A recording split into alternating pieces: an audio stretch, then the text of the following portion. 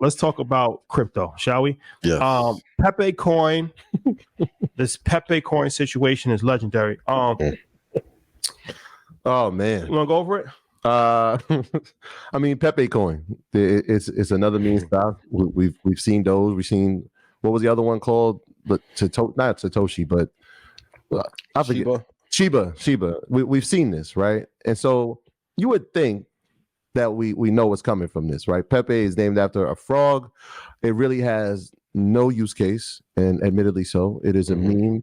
It is a character that is widely popular on Twitter.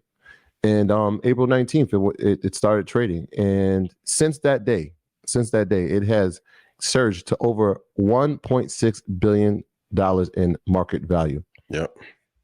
1.6 billion in market cap value for a coin that actually has no use case at all, is a meme, has been on Twitter as a meme. I'm not sure. Sounds like Dogecoin, right? It just hasn't had. It hasn't had. It dropped 71%. So that's the first part. It went up to 1.6 billion, and then it dropped 70%.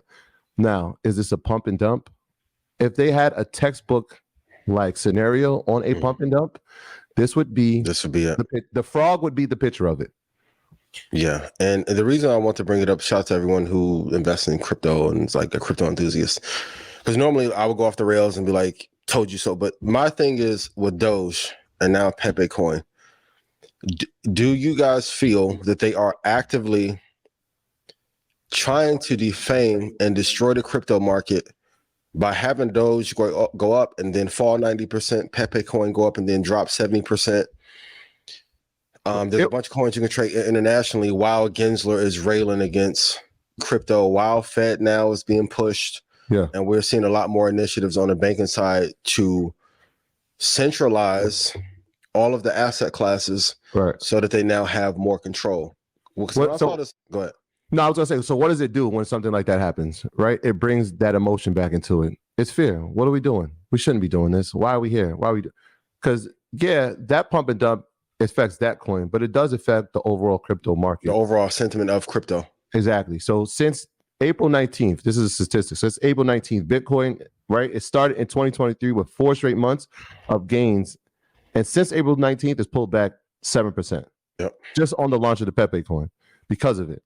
Yeah. No. You can't say because of it. No. I'm just saying, well, not because. You're right. I should say because of it. Since that date.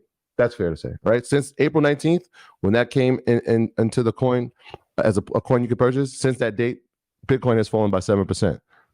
Ethereum has fell by 8% during that same period. It was launched on Ethereum, yeah.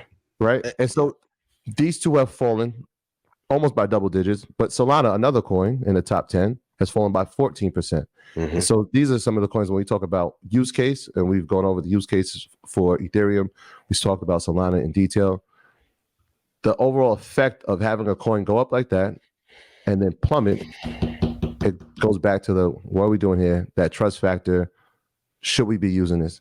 Which also brings down the price of some of these other coins. Now that might be intentionally, like, if I'm it is. I'm hearing you alluding to, like, this is done very intentionally. We saw Bitcoin go down to 15,000. We saw it go back up over 30.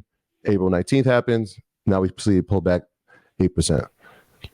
I mean, and you can say the meme coins, okay, they have a reason to drop, but there's no reason. And you can even make a case because Pepecoin was launched on Ethereum.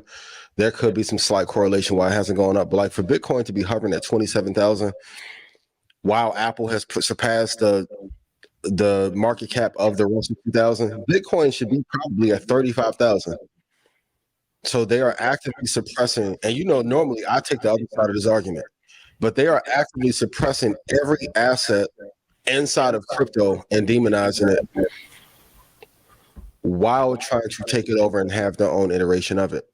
This is why I say when you're investing, you have to know who the players are in it, what their initiatives are. But when you have opposition like Gensler, which is completely anti-crypto. Now, another chair may come in the future and may love it. We may get a presidential change, and as a result, the SEC chair may change.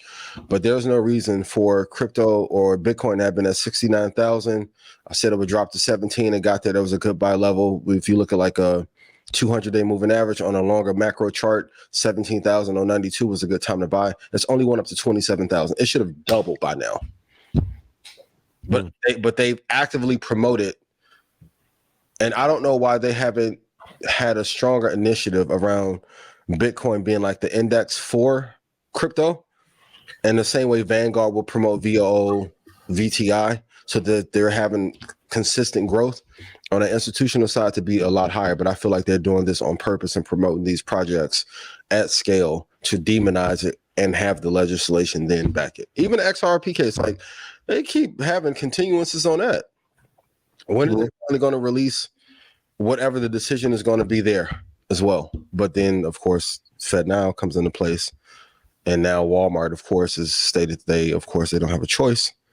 Will be there. Amazon will be there. Like, I feel like they are doing everything that they can to make sure that the people don't have other ways to be able to monetize. But that's my theory on that. Okay. Somebody made money. Yeah. Yep. Somebody always makes money. Somebody made money. Yep. Somebody always makes money. Yep. My graduates from my school being Forbes, bag drop. Bag drop.